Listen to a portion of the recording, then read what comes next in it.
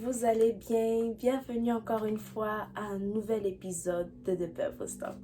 Alors aujourd'hui, je vais vous raconter une expérience personnelle. Aujourd'hui, je vais parler de mon expérience à l'internat. Certaines personnes, après avoir entendu ces vidéos dans lesquelles je disais que j'étais à l'internat, que j'ai vécu à l'internat, se posaient des questions. Voilà, ils se disaient, mais généralement, quand on parle d'internat, c'est vraiment mauvais en fait. Ça ne présage rien de bon. C'est généralement les personnes qui n'aiment pas travailler, qui vont à l'internat. Les personnes qui veulent juste être libres de leurs parents, juste pour faire des bêtises, pour sortir. C'est à ça que les gens pensent directement quand on dit internat. Et aussi, certaines personnes se demandaient, mais pourquoi tu as choisi de vivre à l'internat à ce moment précis, ou bien malgré que tu as une famille, tu as tes frères et sœurs, tu as décidé d'y aller, comment tu as convaincu tes parents? Parce qu'on sait aussi que le rapport parents-internat, c'est pas trop ça. Voilà, ils vont toujours demander ou vont poser des questions comme quoi, pourquoi tu veux aller à l'internat? C'est-à-dire, bon, tu es à la maison ici, on n'est pas nombreux, c'est ta famille, tu te sens à l'aise, tu as tout ce que tu veux, tu manges à ta faim, pourquoi tu veux aller à l'internat? Donc, avec toute cette question, avec tous ces préjugés et tout ce qu'il y a autour de ce sujet-là, certaines personnes se posaient assez de questions. Voilà. Bon, déjà, comment j'ai pu convaincre mes parents que je voulais aller à l'internat? J'avais toujours en tête et je savais que j'allais forcément, à une période de ma vie, vivre seule. Et donc, pour pouvoir anticiper ça, surtout que c'est au sorti du lycée, voilà, tu deviens comme une étudiante, tu rentres dans la vie adulte, beaucoup de choses peuvent changer.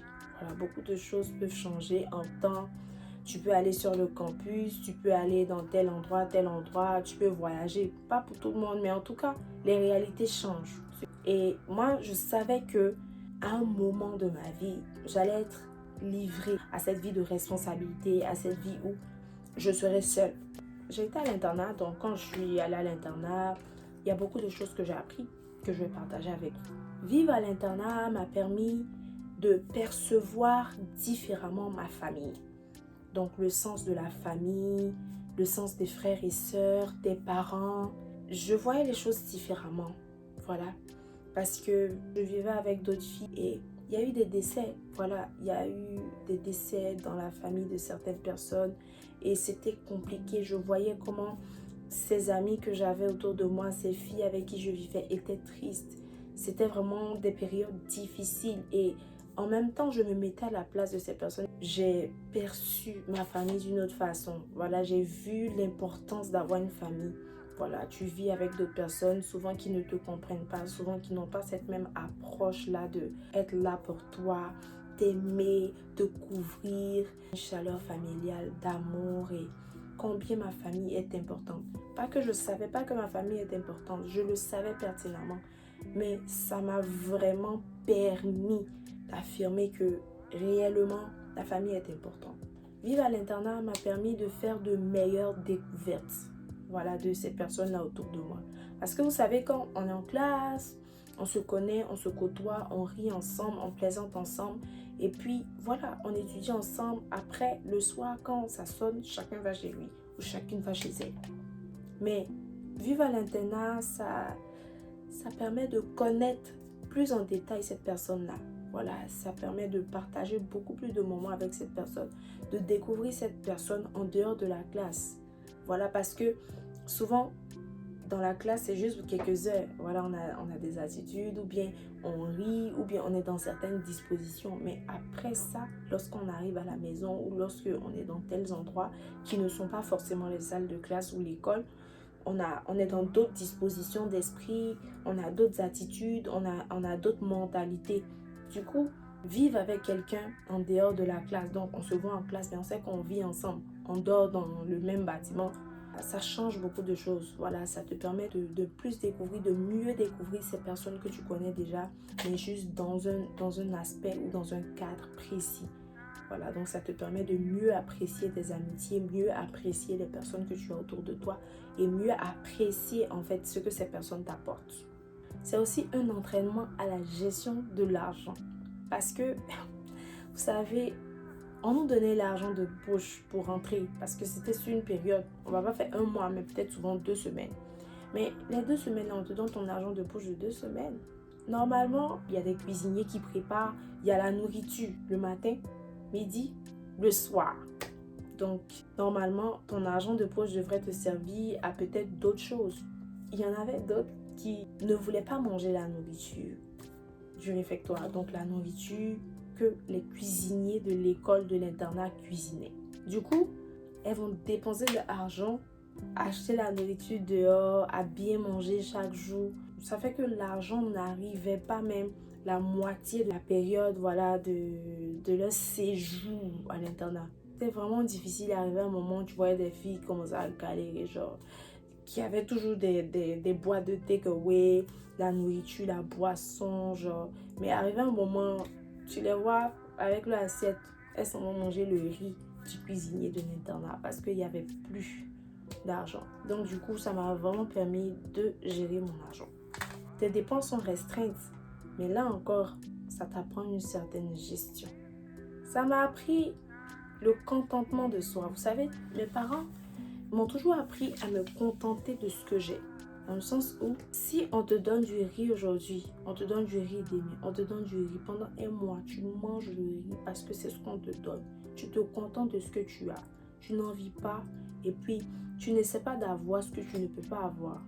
Tu te contentes de ce que tu as en ta possession, de ce qui t'appartient. Donc, en ce qui concerne la nourriture, donc ce dont j'ai parlé, c'est pas comme si aussi c'est de mauvaise qualité.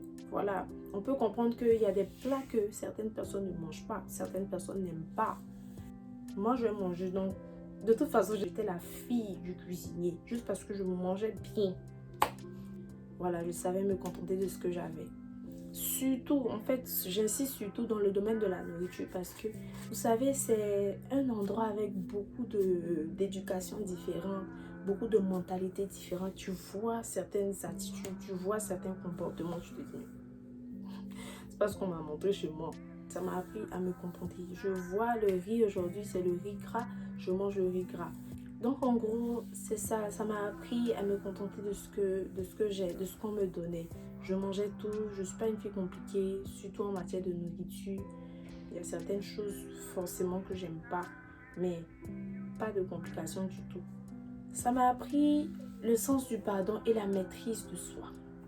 Je vous ai raconté cette histoire de colère avec la fille qui voulait me frapper, l'histoire qui s'était passée. C'est pas seulement cette histoire qu'il y a eu. Vous savez, entre filles, on est souvent mesquines. Voilà, je précise que c'était une école, un internat pour filles, seulement pour filles. Donc, entre filles, souvent on est mesquines. Il y a souvent certaines choses qu'on ne pardonne pas ou on fait très attention, souvent même à des détails qui n'en valent même pas la peine.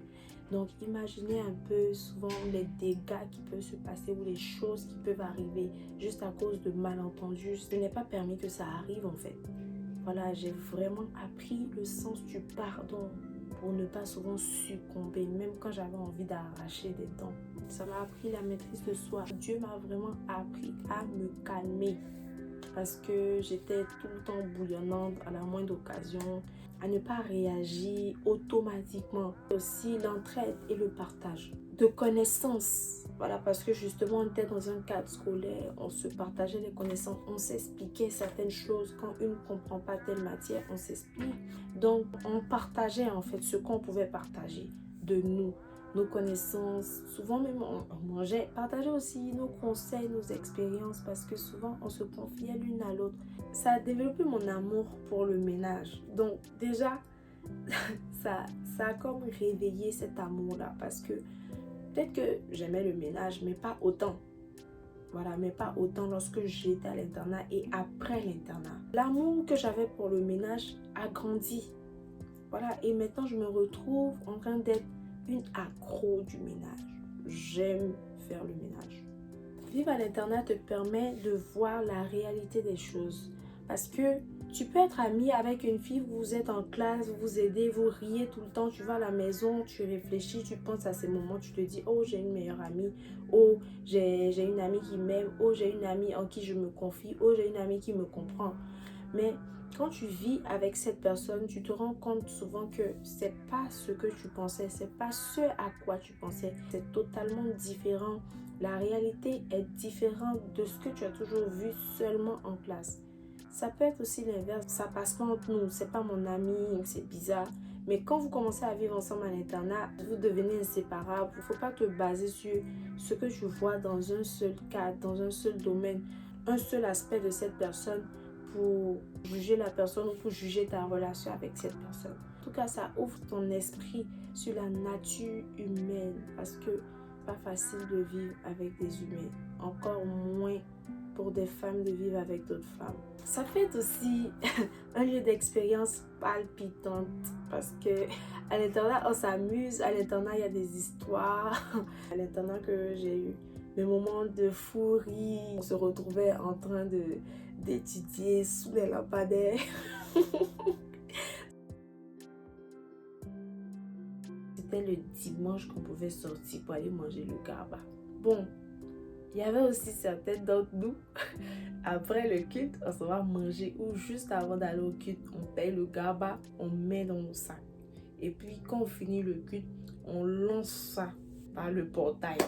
Donc par le portail du parking. Donc le parking où les cars viennent déposer les élèves le matin. C'est là-bas on lançait. Souvent on nous attrapait, souvent le gardien ramassait tout. Les téléphones aussi. Les téléphones étant interdits, on envoyait souvent nos téléphones. Il y a eu tellement d'histoires, genre tellement d'histoires palpitantes et c'est vraiment un endroit où on peut se faire de beaux souvenirs avec des expériences incroyables, avec des expériences inédites. Mais c'est aussi un endroit de vice, donc comme les gens le disent, voilà. Mais tu es responsable de toi-même, donc tu sais ce que tu fais, tu sais avec qui tu traînes, le choix te revient. Donc en toute chose, en toute circonstance, tu as le choix. Alors voilà quelques avantages et quelques points positifs de mon expérience à l'internat. Si tu as vécu à l'internat, si tu as des histoires à raconter, si tu as des points négatifs ou des points positifs à apporter, n'hésite pas à le faire sur le site web Expanding with Inshira. Alors, n'oublie pas de commenter, de t'abonner, de partager et de liker la vidéo. On se revoit la semaine prochaine pour un autre épisode de The Purple Talk. Que Dieu te bénisse.